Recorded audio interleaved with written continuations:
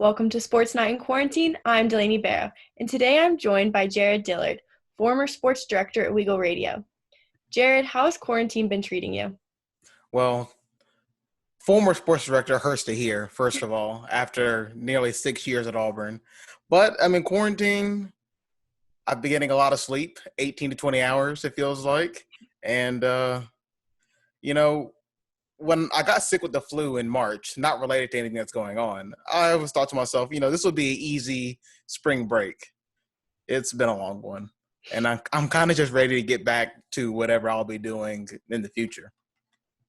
I feel that. And speaking of what you want to do in the future, have you been doing anything to keep up with your craft during this time?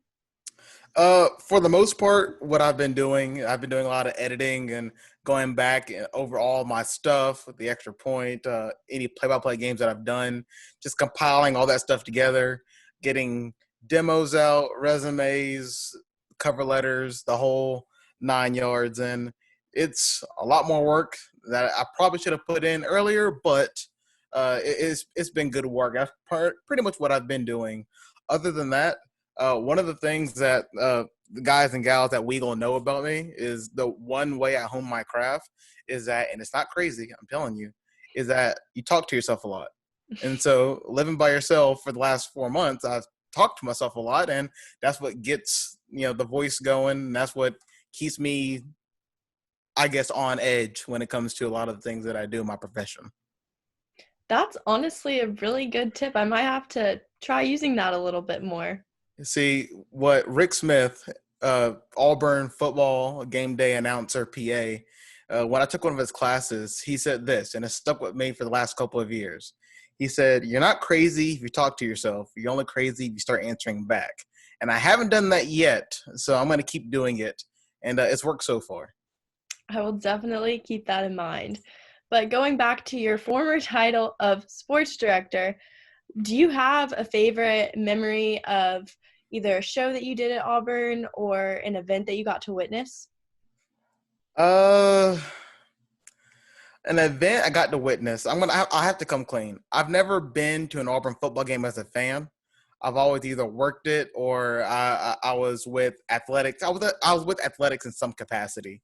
The best game that I've ever been around, has to be the Iron Bowl.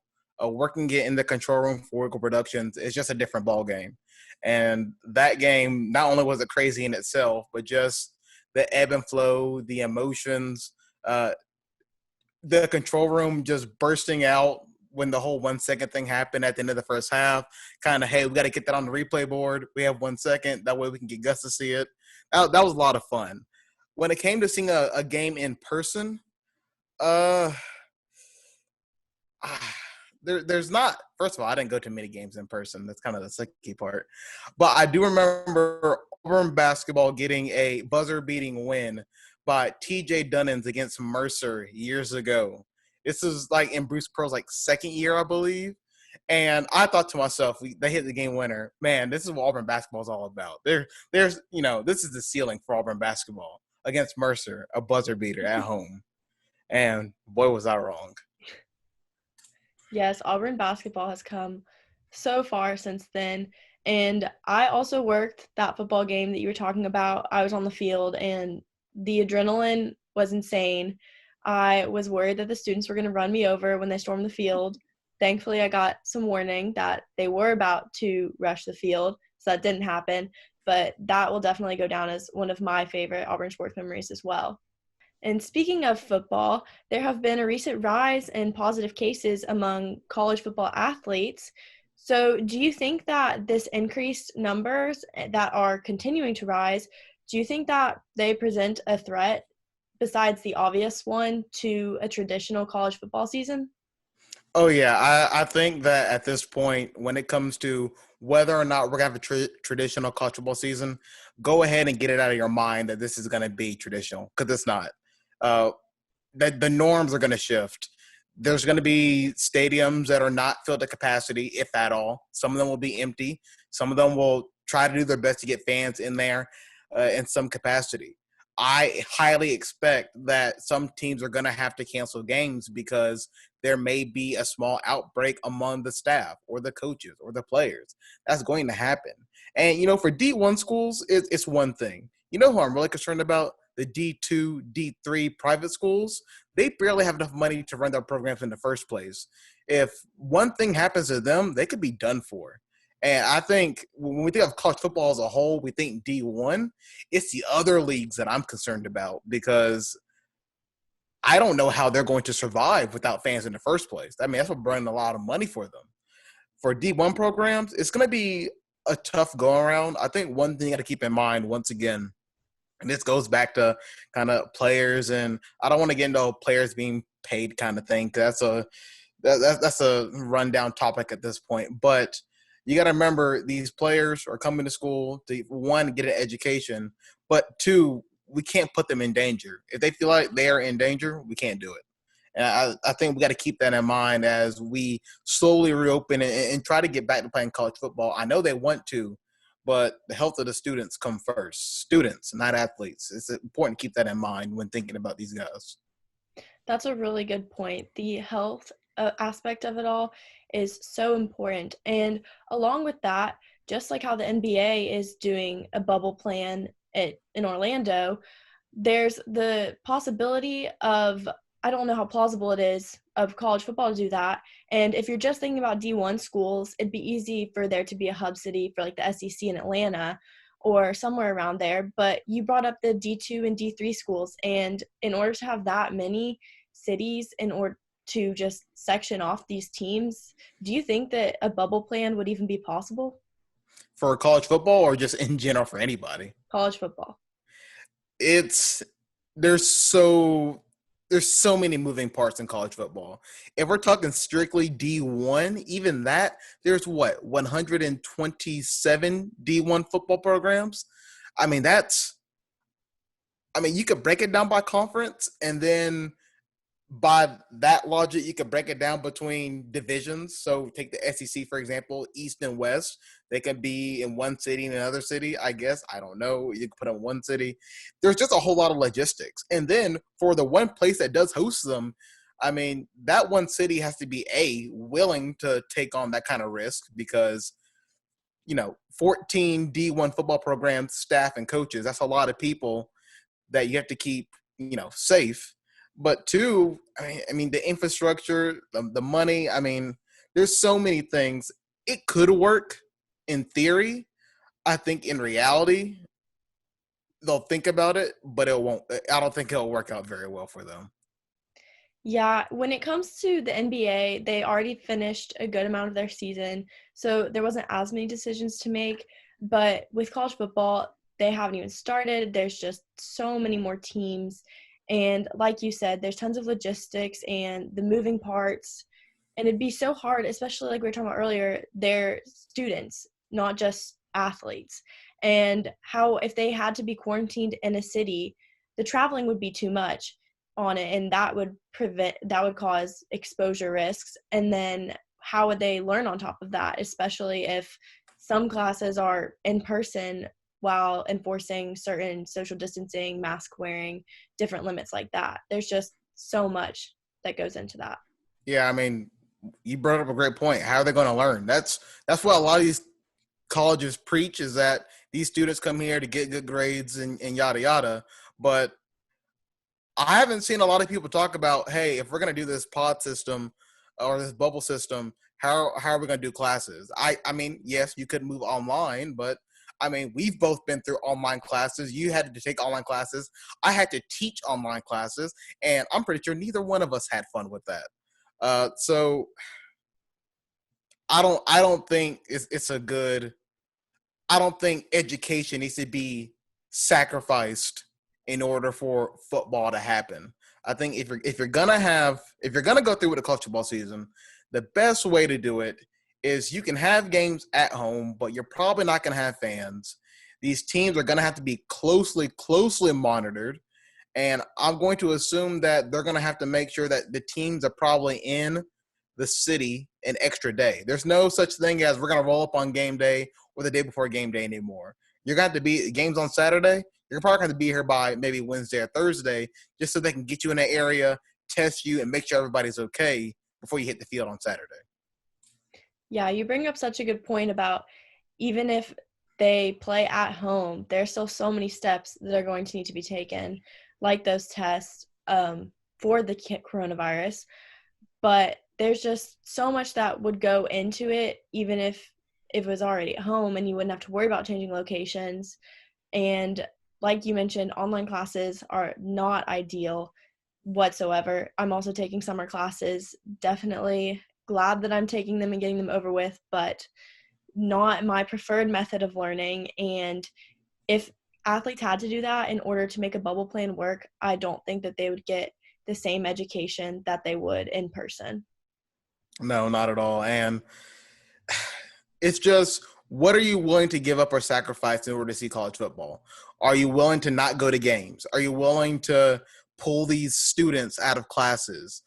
Are you willing to have a shortened season? There are some people out there saying, maybe we don't play 12 games. Maybe it's going to be 10, or maybe it's 8. We don't know. But there's going to be some sacrifices that need to be made. And I'm very interested to see what they put on the chopping block, because we already see negotiations with the NBA and kind of how, for the most part, the NBA has been fine. It's rocky here and there right now currently. But the one league that's really having a bad time is Major League Baseball, because I'm not sure they're going to have a season at this point. Yeah, MLB is really up in the air right now. And just last week, Commissioner Manfred said that he was 100% confident they were going to play baseball this year. And earlier this week, he said he's not so confident. So the issue is there's at least 8 owners who are opposed to playing. And obviously, the players want their full salaries, which is an issue, especially if there's no fans. They don't have that financial investment availability. But do you think that how likely do you think it is that they'll play any semblance of a real season this year? Honestly, I'm going to put it at about 35 to 40% they actually play.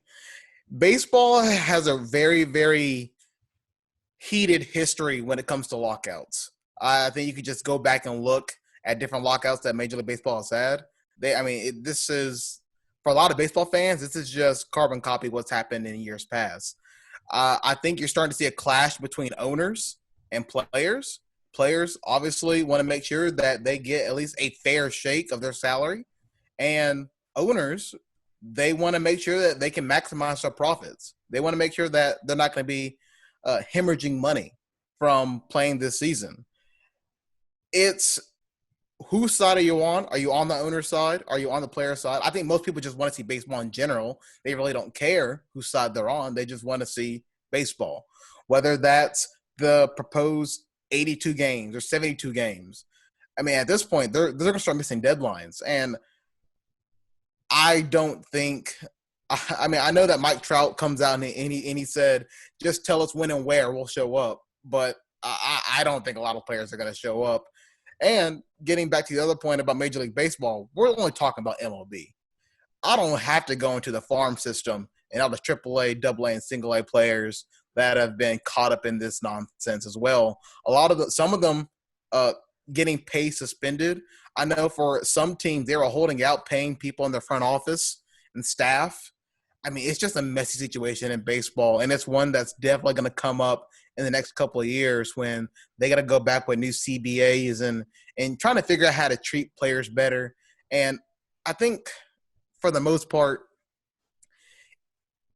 people are going to look at this and they're going to have a bad kind of taste in their mouth when it comes to the owners, because it seems on the surface level, that is, that the owners are just, if we can't make money, then we don't want to play. It's kind of crazy that 8 owners at Major League Baseball franchises say, we probably don't want to play this season anymore at this rate.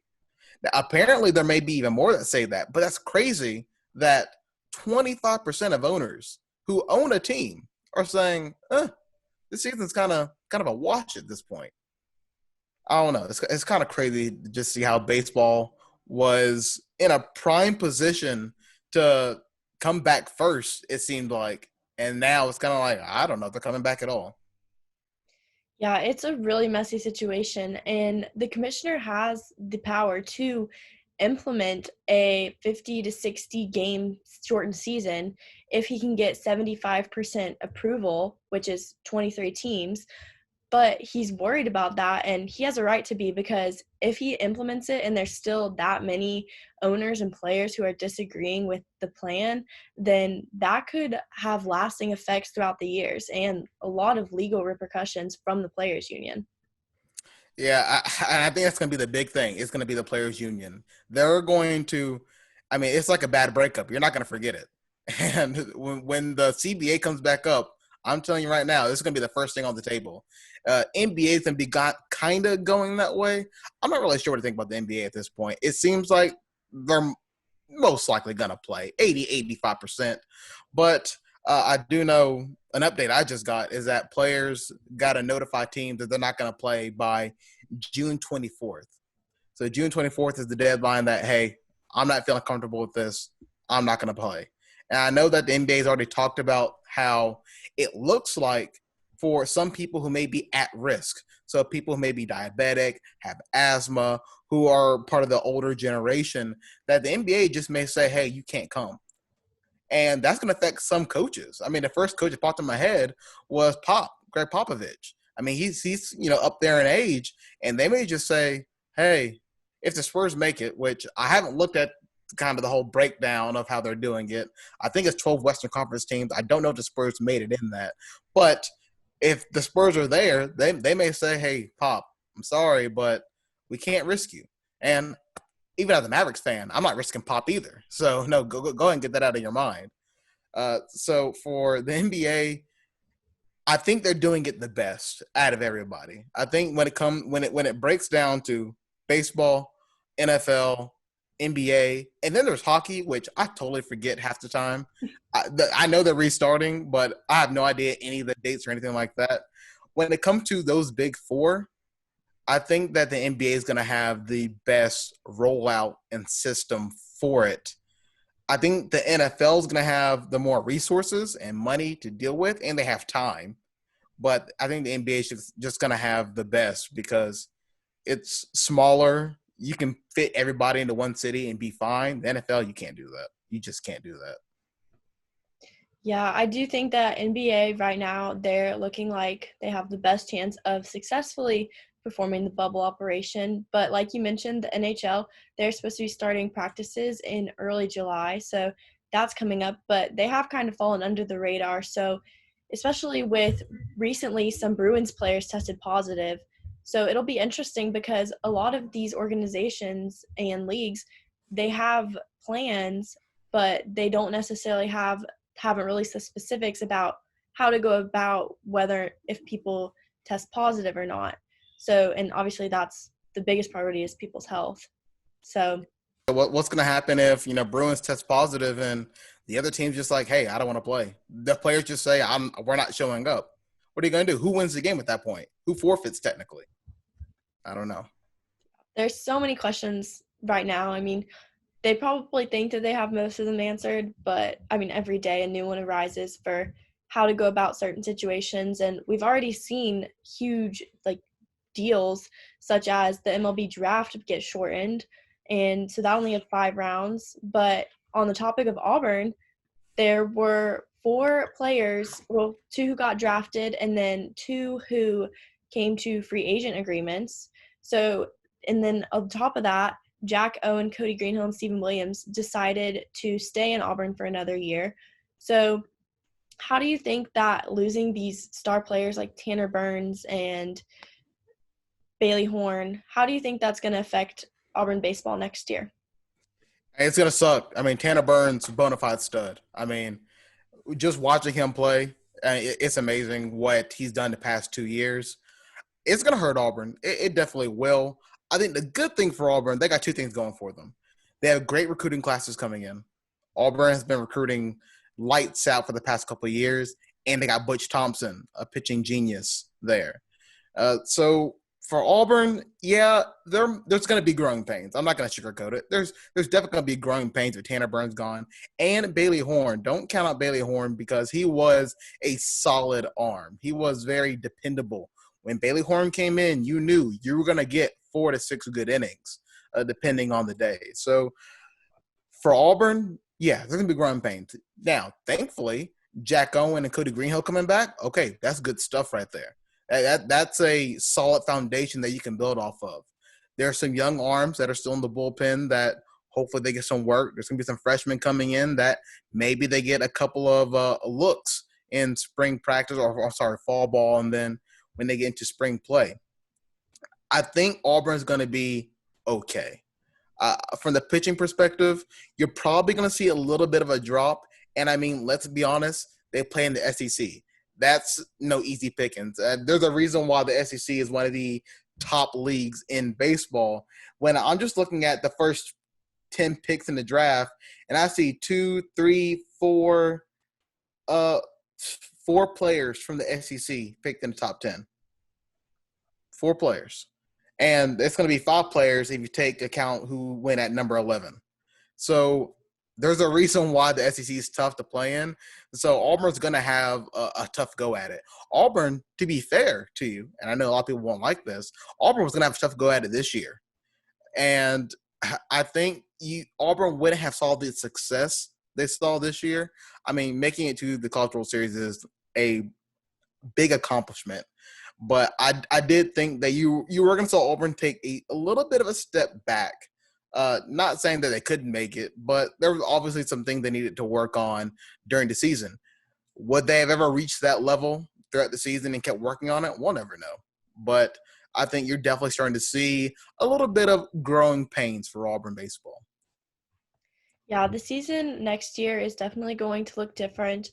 I know this year they were going to be striving to get to the same place they did in the College World Series, but next year they're just going to have the same goals, if not higher. But I'm interested to see where designated hitter Connor Davis ends up, because technically he graduated, but he gets that extra year of eligibility. And I know that he mentioned that at his current age and just where he is with his education, it's not really smart for him and his like resources and finances to come back to Auburn. What do you think that his next step is going to be? That's tough because logically going to the minor leagues, even if it is AA or single A, would be the sure bet. You go, you work on your craft, you get paid while doing it. It's a win-win. But with everything that's going on in the world, especially with coronavirus, and that a lot of these single A, AA teams aren't playing, that's not a sure thing anymore. So what do you do? I don't know. I honestly don't know what the best option would be.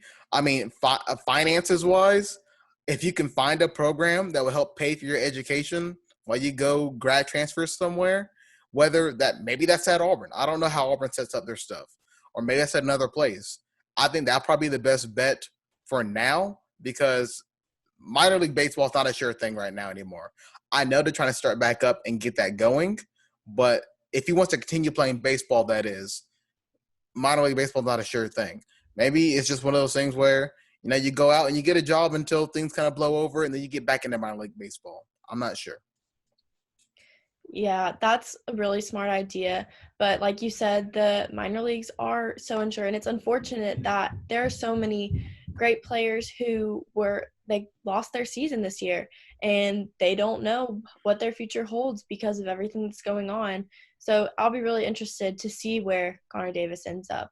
But on the topic of another Auburn-related sporting event, the basketball tournament, or TBT, has plans to begin on July 4th and 5th, and the Tampa team, known as War Tampa, is made up of, includes 4 Auburn alumni, including Bryce Brown, Horace Spencer, LaRon Smith, and Deshaun Murray. Do you think that they have the opportunity to go far in this tournament? Well, before I answer that question, I'm going to go ahead and light a candle, because that's just what I do these days. I'm really addicted to candles now. But to answer your question, by the way, it's Sweet Apple, if you're wondering what scent it was. But to answer your question, I didn't know what was going on. Between my 20-hour sleeping periods and when I hibernated, I always saw these things of War Tampa going on Twitter. it would just pop up with a notification on my phone. And I never once wondered, I don't know what that is. Or maybe some kind of booster club that's happening down in Florida. I don't know. Until one day I finally opened it while I was groggy laying in bed. And I'm like, oh, this is the basketball tournament stuff. And Auburn has a team forming.